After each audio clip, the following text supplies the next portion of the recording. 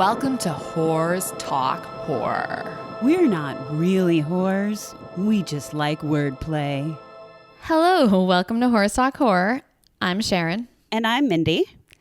And this is our very first quarantine episode. We had a bunch of episodes that we had recorded, and this is our first time that we're recording from our homes. We ran out of episodes and had to figure something out. So Sharon, don't tell them we ran out of episodes. Well, okay, let's be honest. We did. We did. We always like to have kind of a few episodes, you know, in the bank.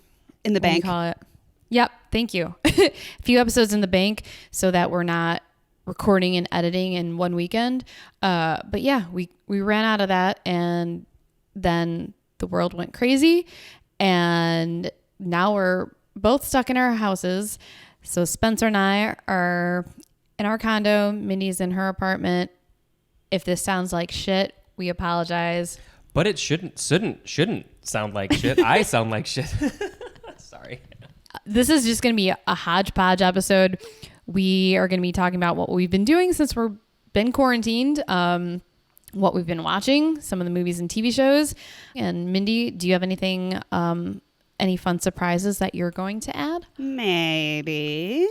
Before we get started, maybe. No, that's all right. That's all I have to offer. It's just that. Sorry.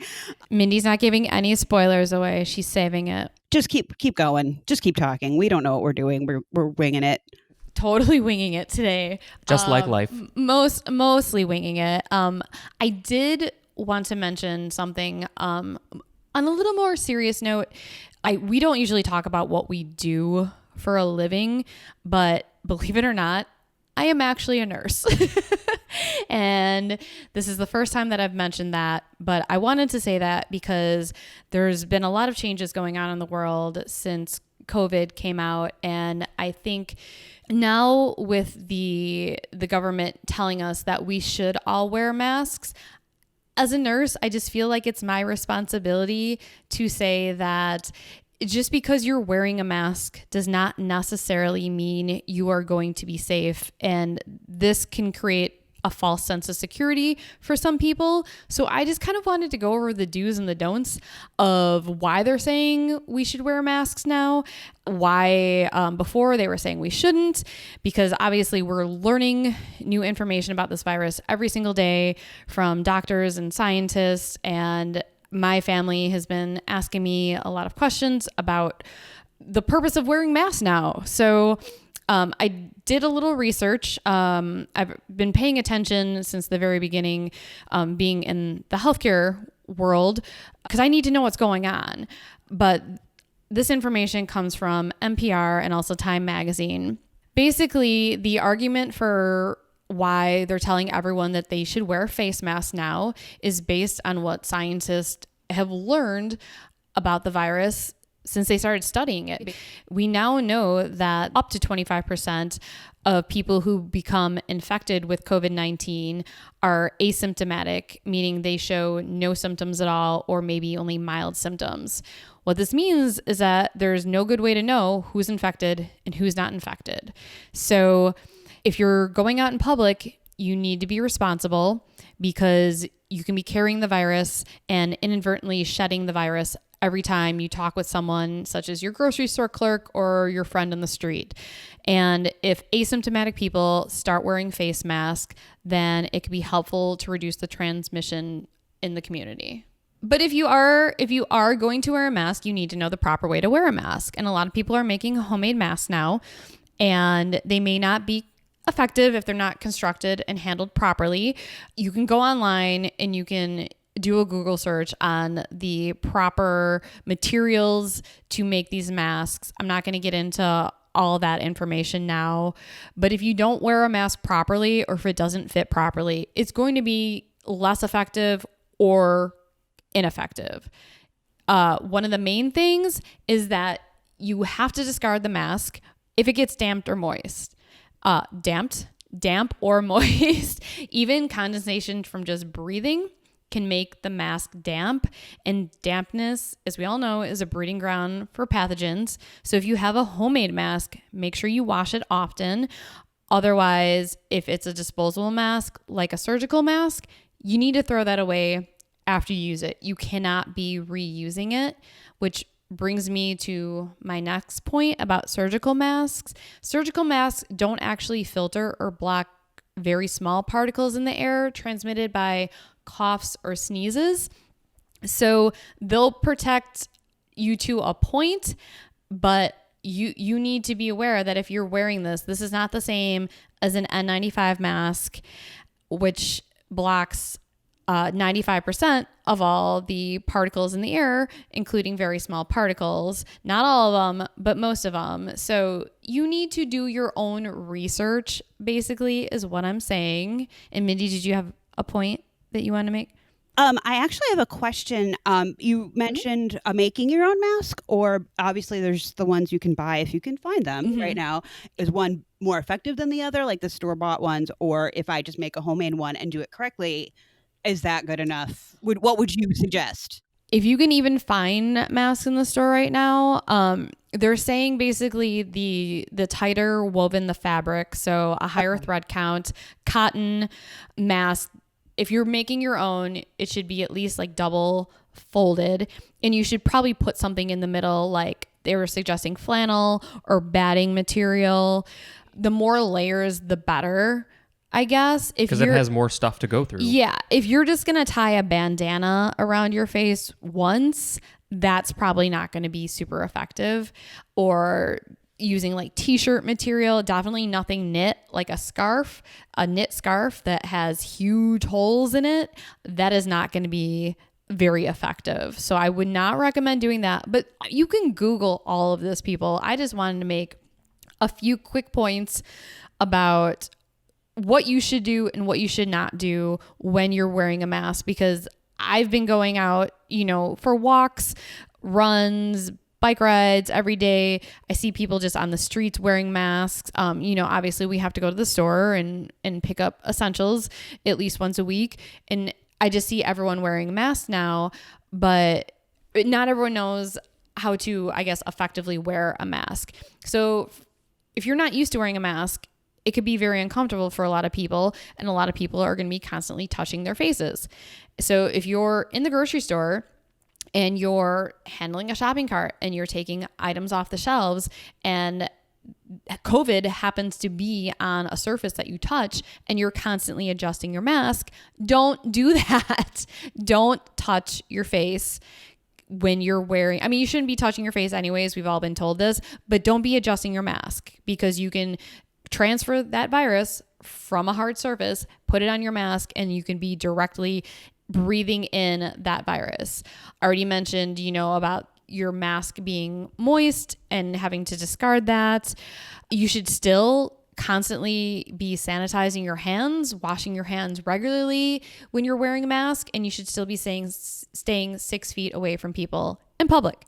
And my recommendation is that everyone does their own Google search, researches the proper ways of wearing masks, the proper type of mask to be wearing, especially if you're going to be making your own or buying a homemade mask from someone.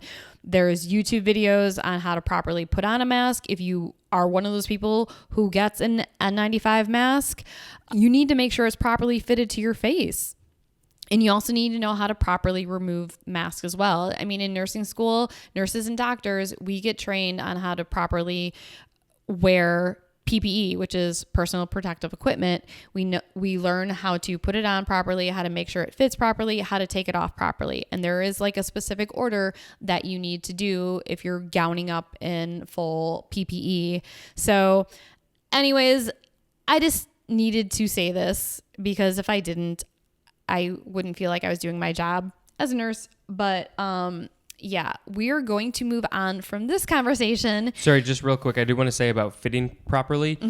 You do want to make sure, and I don't know if Sharon specifically said this, but you do want to make sure that it is fitting against your skin all the way around. It covers your chin, covers your nose. You don't want any gaps if you can avoid them. You want to avoid gaps in the mask, and it's going to go through the gaps otherwise. So this is all, I actually learned a lot of stuff, but I thank you for sharing because I think that's really important. You're welcome. So now let's move on from like the seriousness. We might come back to discussion about what's happening these days, but like, yeah, let's take a breather. I was Zooming with my family. We had a Zoom meeting last night, and my cousin, she is actually very immunocompromised, and she went to the grocery store and she took the plastic sleeves that you put the bouquets of flowers in, and she put one on each arm and went shopping. Amazing. With that on. And then she like took 8 of them to bring home with her because she was like, fuck this. She's like, there's a shortage of everything. So I thought that was hilarious. She went shopping with her mom, and her mom was like utterly embarrassed and was like, what the fuck are you doing? But other people saw her and were like, oh, that's smart. Right? I'm so impressed with her inventiveness and quick thinking.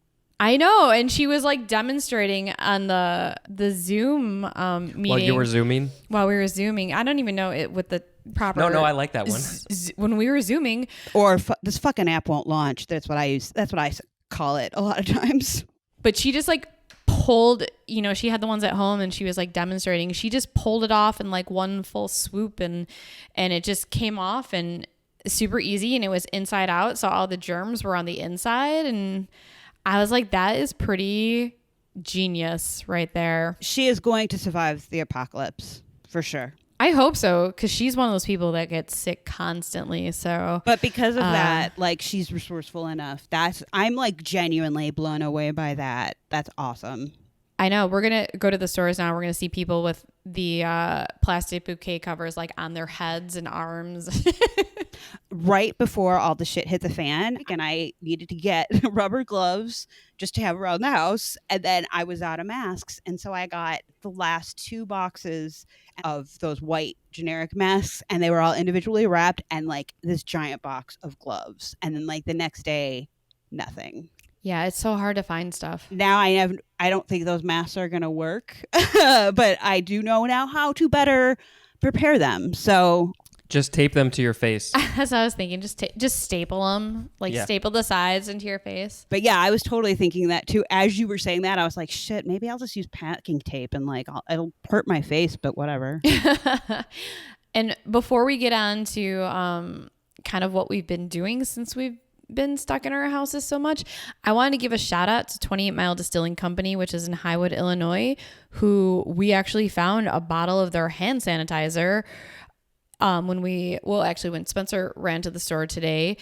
It's really cool. It's like a glass bottle. It kind of looks like a bottle of vinegar, but it's 80% alcohol, which the CDC actually recommends that if you use a I can't talk right now. If you use a hand sanitizer, that it contains a minimum of 60% alcohol. So this has 80%. So it's effective. They're also donating oh my God, why can't I say hand sanitizer? They're donating hand sanitizers to local police and fire departments, and also possibly some nursing homes if they have enough. But right now they're in super high demand, and they actually, I think, had to cut 6 members of their staff when this all started. And then they decided like, no, we need to do something to help people.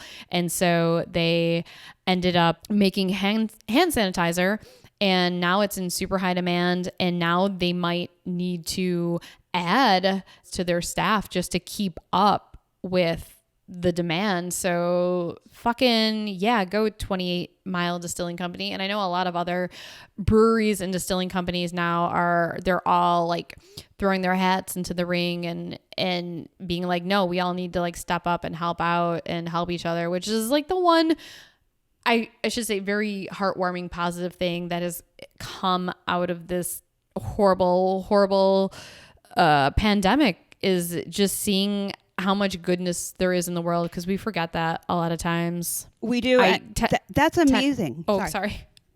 It's we can't like wave at each other. There's no eye contact or facial contact to be like, hey bitch, stop talking, I need to say something. So sorry, we might be interrupting each other a lot, but Mindy, go ahead. I was just going to say that again, that I'm blown away. That's amazing. But also, it's not only protecting people, the product they're making is not only protecting people, but oh my God, they're creating jobs, y'all. Yeah. And they said that when this is, over, if it's ever completely over, obviously this is going to be a disease or a virus that's around forever, even after we manage it and get it under control. Even after April. Sorry. They want to keep doing this. They want to make this part of their ongoing production, which I think is great because you know what? The more prepared we are for the next fucking pandemic, the better. We will add a link to their website in the episode description. And also I will post a photo on Instagram and tag them in it. All right. So this is kind of the first time, except for when I very safely dropped a microphone off at your house the other day. Yeah, very safely. We saw each other from like 10 feet apart and, briefly talked. We haven't talked at all. So what the fuck have you been doing besides working from home? We're not talking about work at all. I don't care about work. But what else have you been up to? Sleeping and then not sleeping when I got some new tech toys this week. I got an Apple Watch, which I have not had it a day yet. So right now I'm indifferent and slightly dismayed, which in a week, once I have everything figured out and set up, it'll be the greatest thing ever. But right now I'm just irritated. I have been watching a lot of Travel Channel and reality TV crime stuff. Our boyfriend Robert England has a new TV show out right now on the History Channel called True Terror with Robert England. And honestly, it's a little bit content wise, it's kind of like Lore, that podcast.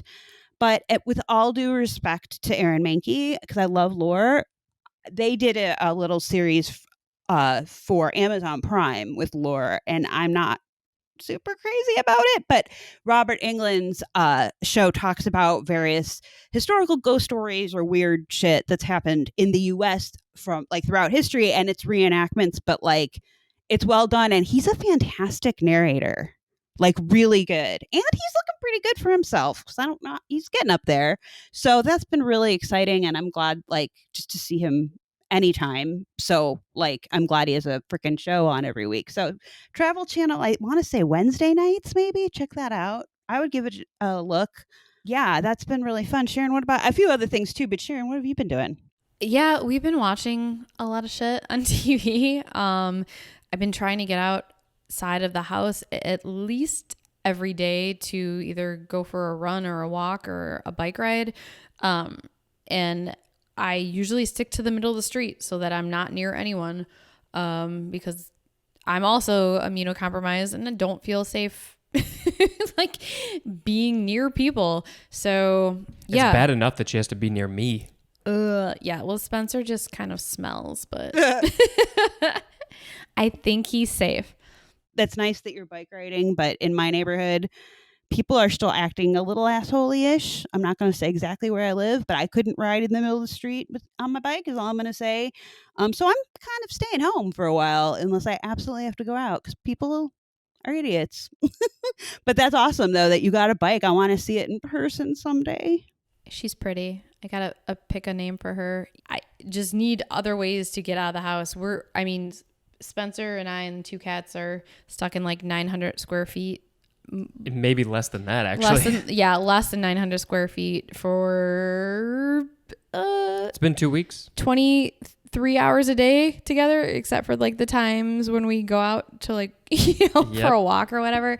So I need that. We don't have any sort of outdoor space or whatever to being in a condo without any outdoor space. Yeah, it's hard. And I would go outside, but there are families in my neighborhood and kids are gross. And for some reason where I live, because the sun's out, they're oh, that must mean that the shelter in place is up. And yesterday you could hear kids screaming. And usually I'm oh, kids are playing. Yay. And yesterday I was are you serious? Shut up and go back home. But who knows how long it's going to be before they reopen stuff. You need to stay healthy. Working out, it helps your immune system. and it's just good for your mental health as well. Literally a block away from our house, a new bike store just opened a month ago, and we were like, shit, this is a horrible time for any new business to open.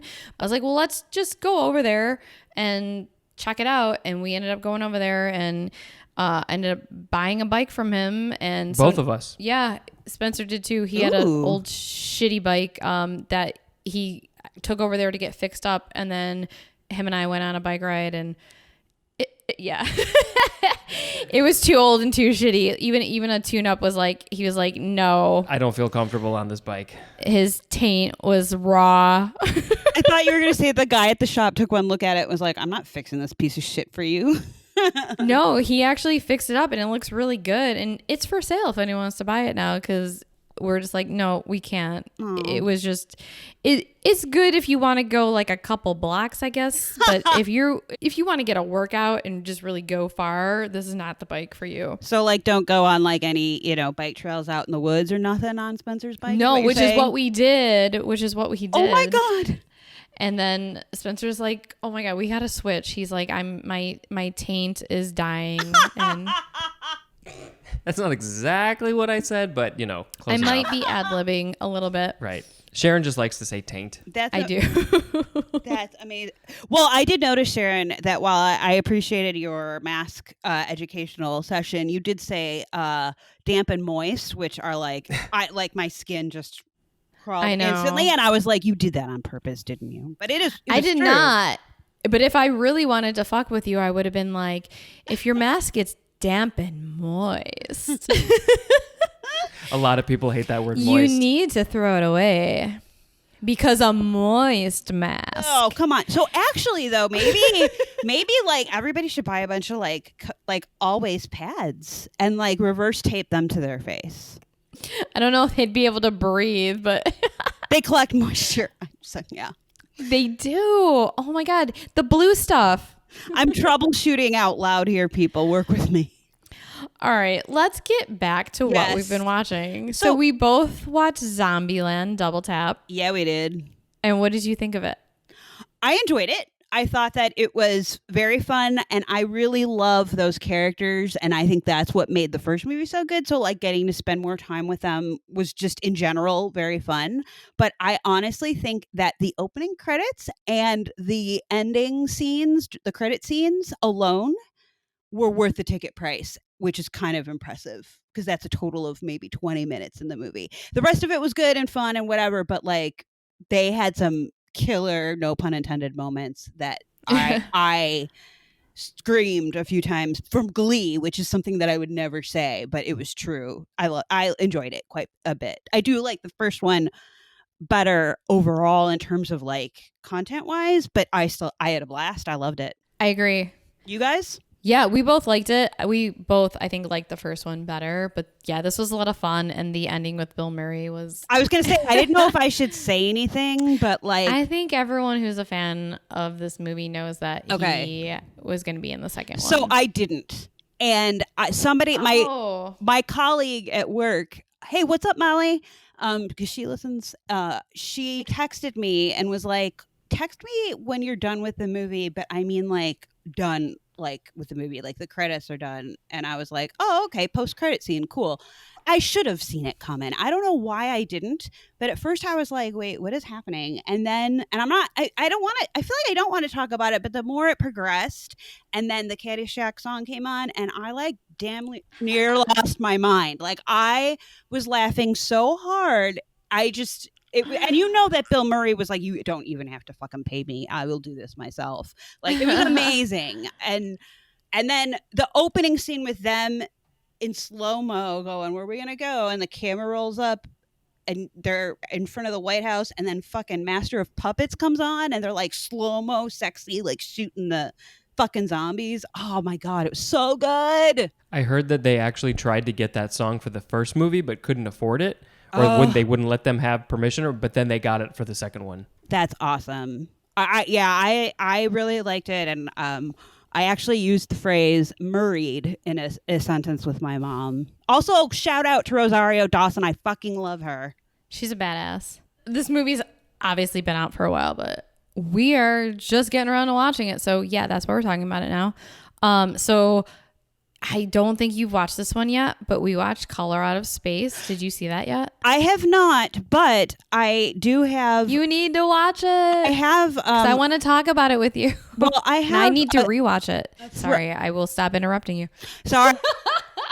I will stop doing that because I could hear that you were talking, and I keep thinking we're in the same. I don't know. You both fucked up real good there. That's all right. This is like no different than when we're recording live. We constantly talk over each other.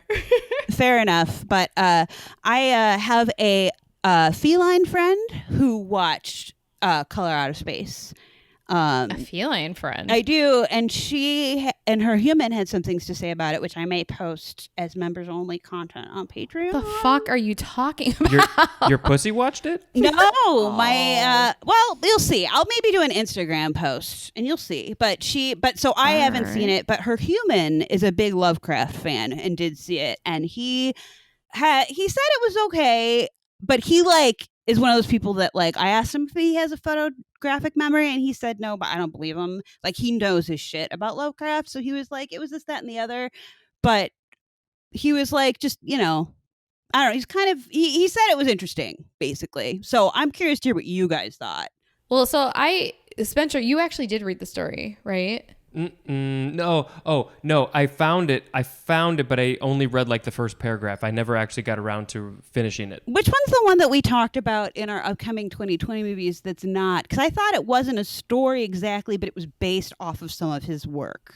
No, I think there was at least probably 3 of the movies that we talked about in our upcoming 2020 horror movie episode that were either based on a Lovecraft story or loosely based or reminiscent of something that H.P. Lovecraft wrote. But this one is actually because Spencer emailed me. Yeah, it's directly based on he one emailed of his me stories. the story, which I have not read. So I went into this cold knowing absolutely nothing other than I love Nicolas Cage was in it. Yep. And I fucking loved it. And yeah, I honestly really, really want to watch it again just because I think I need to, I had to let it digest for a little bit.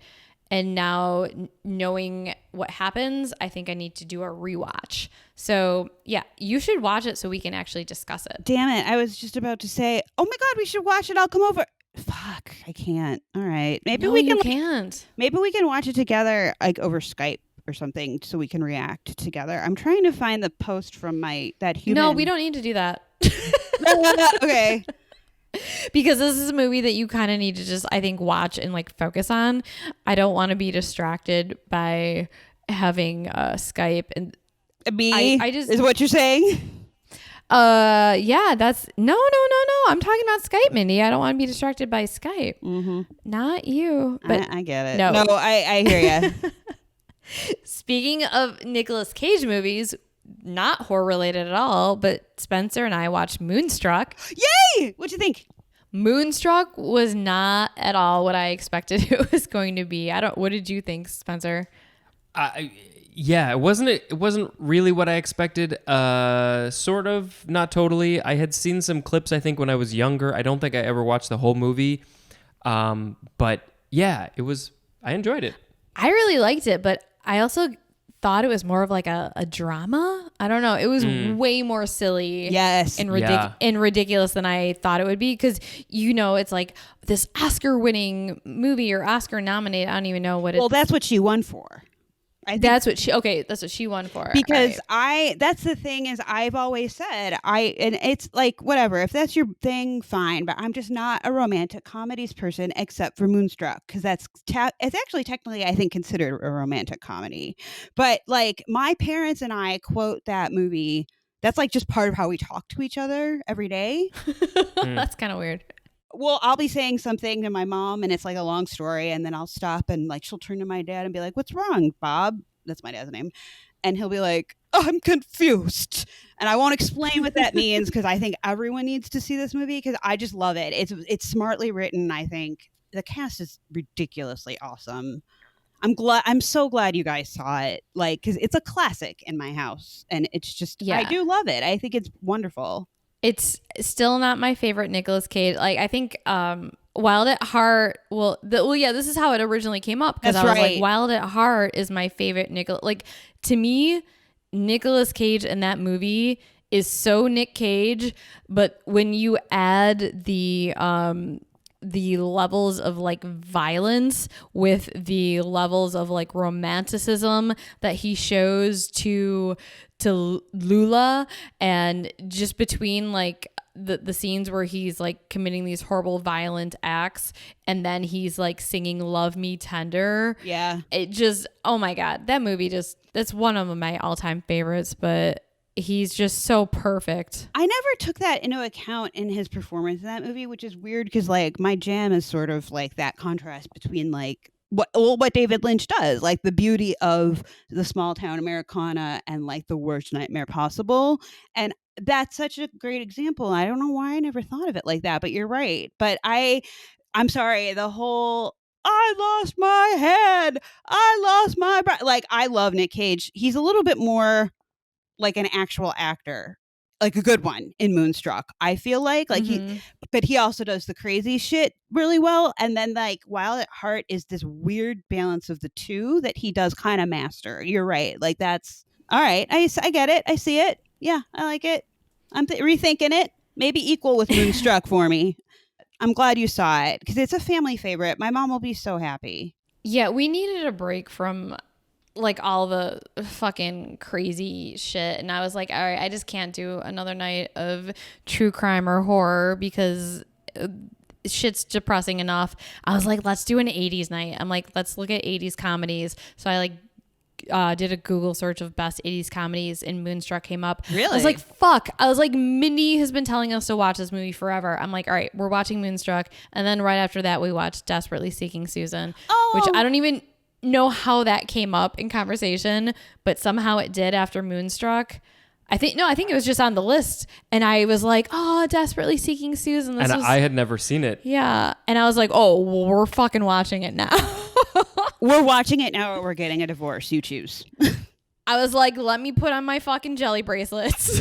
Right? That movie, I feel like it wasn't very well received, but I love that movie. I want to watch it now, like right now. This is the first time I've watched it as a Adult?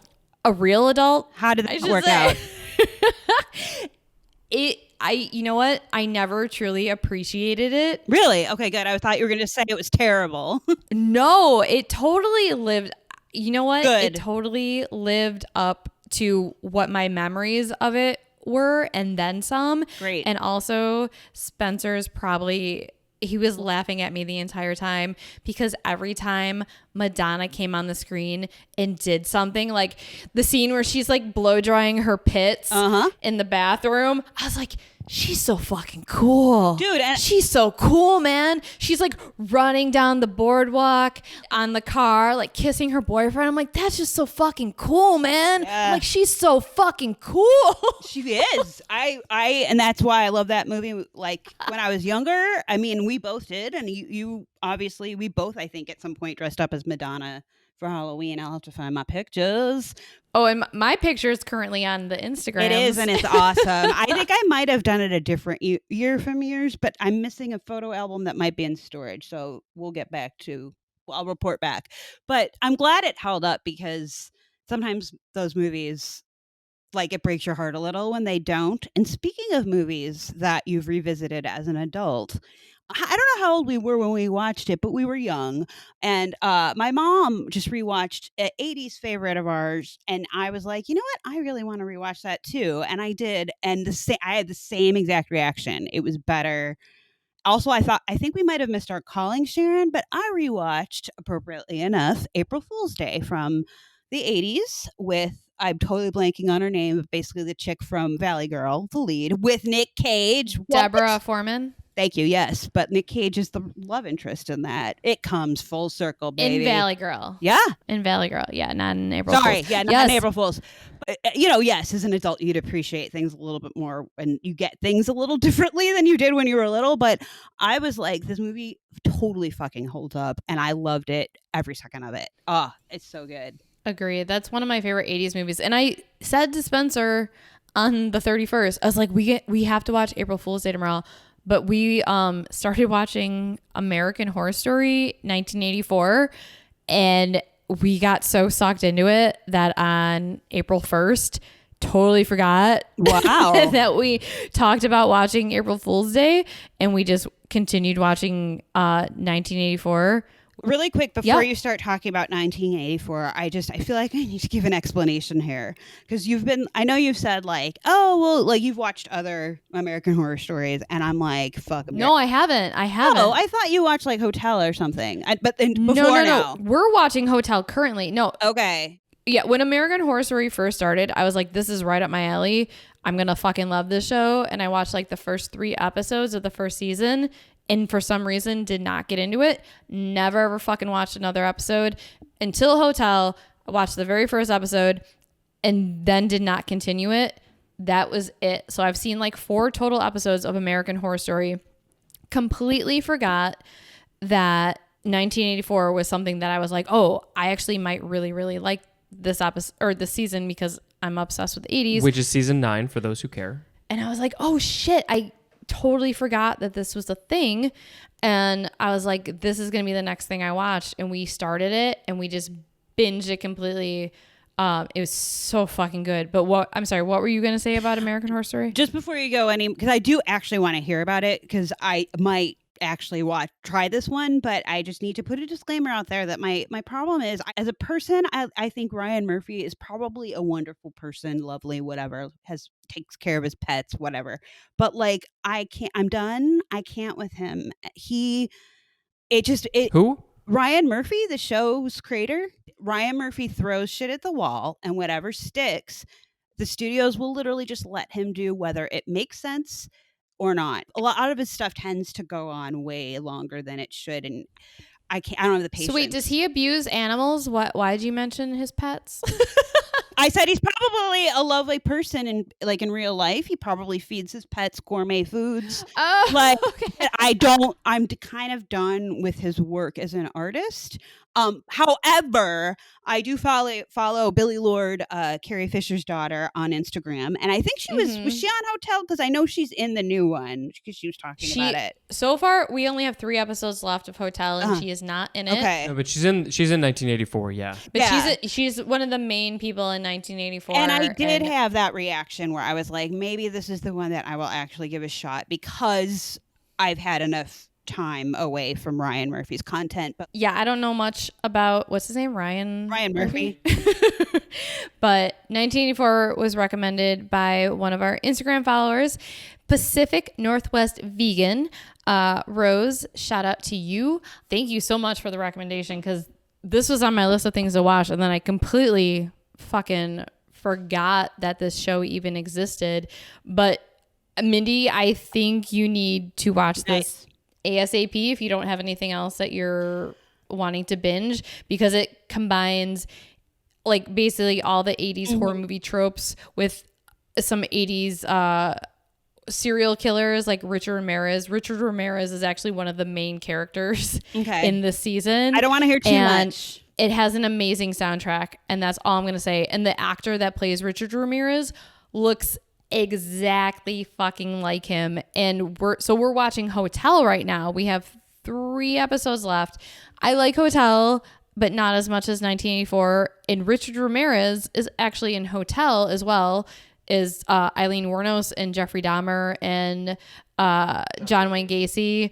And I think there's one more serial killer that's in it. I can't remember, but the actor that plays Richard Ramirez in Hotel does not look anything like Richard Ramirez, and they did a really fucking good job in season 9, because it's almost uncanny how much they look alike.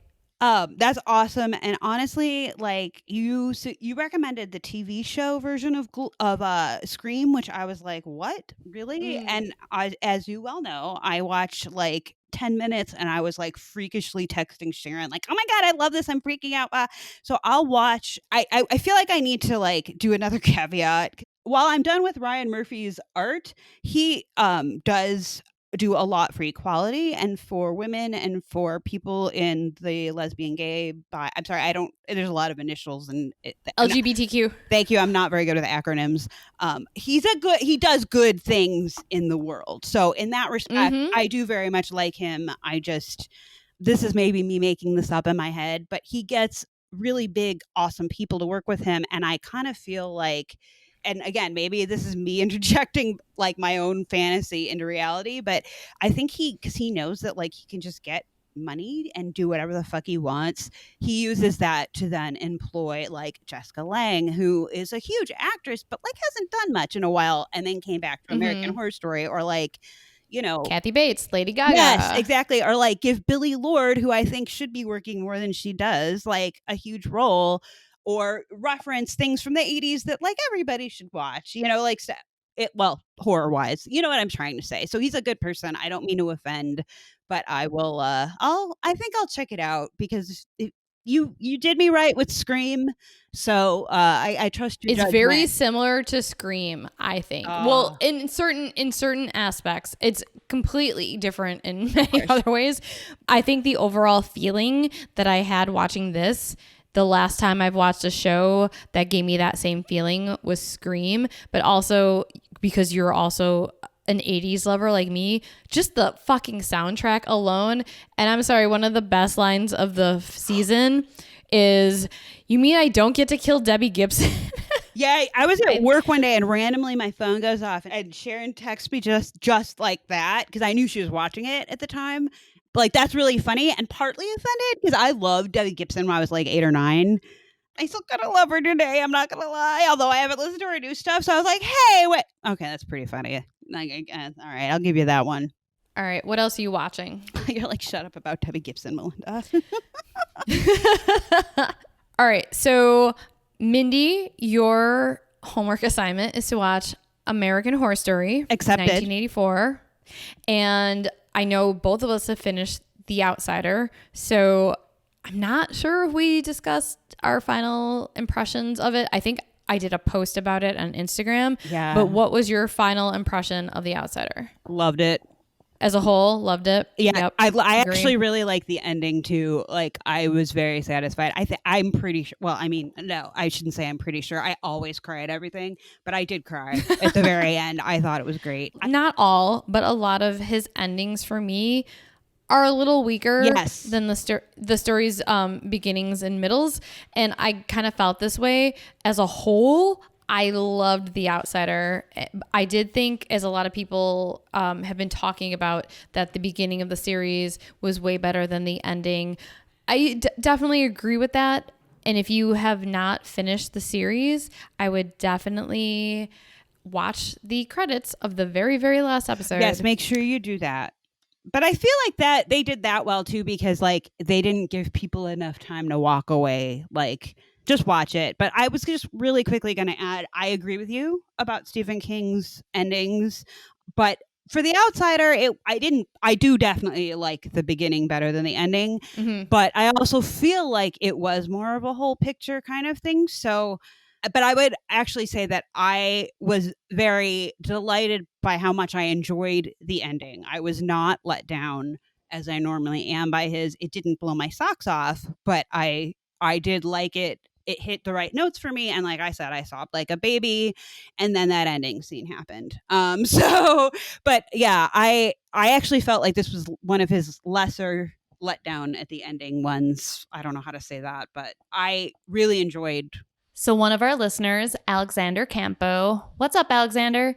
He recommended the show Mr. Mercedes to us, which I've never heard of, but it's another Stephen King book, and it's actually part of a trilogy. But the character Holly Gibney, which is played by Cynthia Erivo in The Outsider, she's in Mr. Mercedes as well. So she's in a few. Yeah, well, she might be in that trilogy. I'm not sure what she's in besides that, because I don't read too much of his stuff, or I've seen tons of his movies, but supposedly it's supposed to be really good. I don't know. Have you seen Mr. Mercedes? I have not even heard of it, actually. But is Cynthia playing her in Mr. Mercedes? No, it's actually played by a completely different actress, which Honestly, I love Cynthia Erivo so much, and Totally. she did such a good job as Holly Gibney that I'm probably going to be pretty biased. Yeah. Because I want to watch Mr. Mercedes. What I looked up on IMDb about Mr. Mercedes is it's a story about a psychopathic killer who drives a stolen Mercedes into a crowd,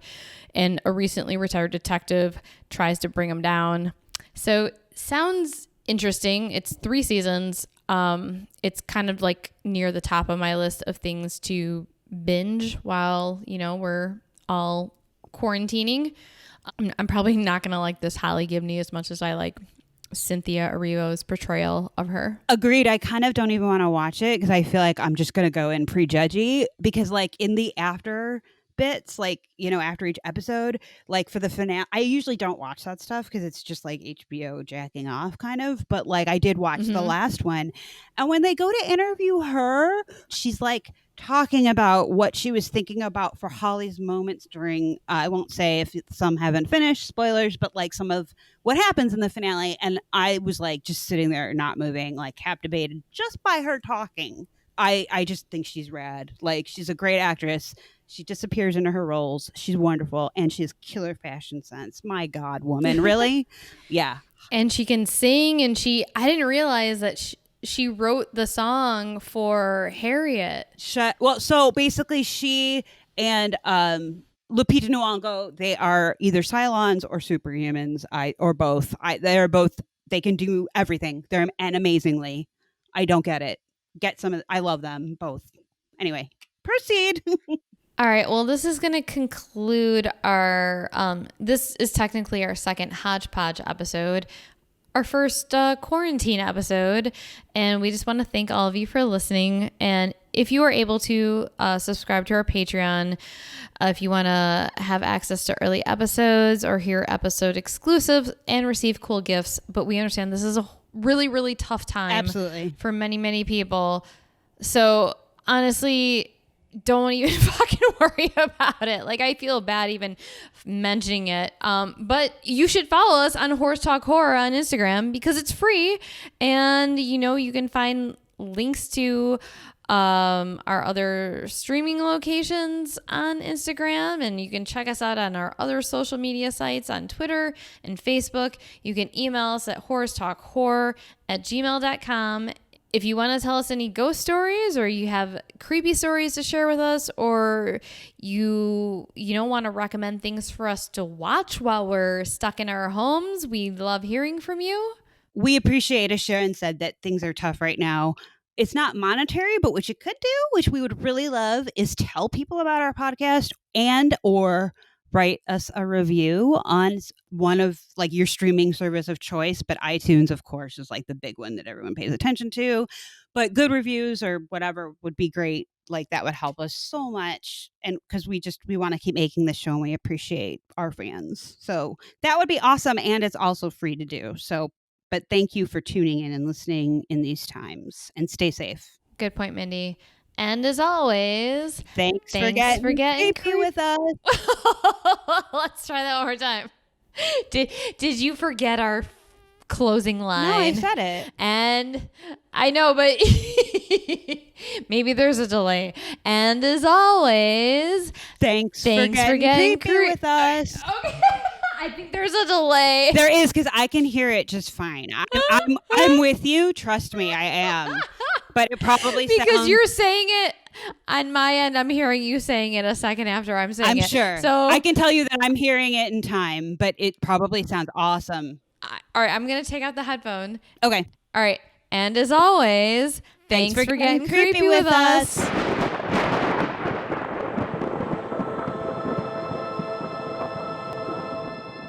Sharon, do you want a beer? Oh my God.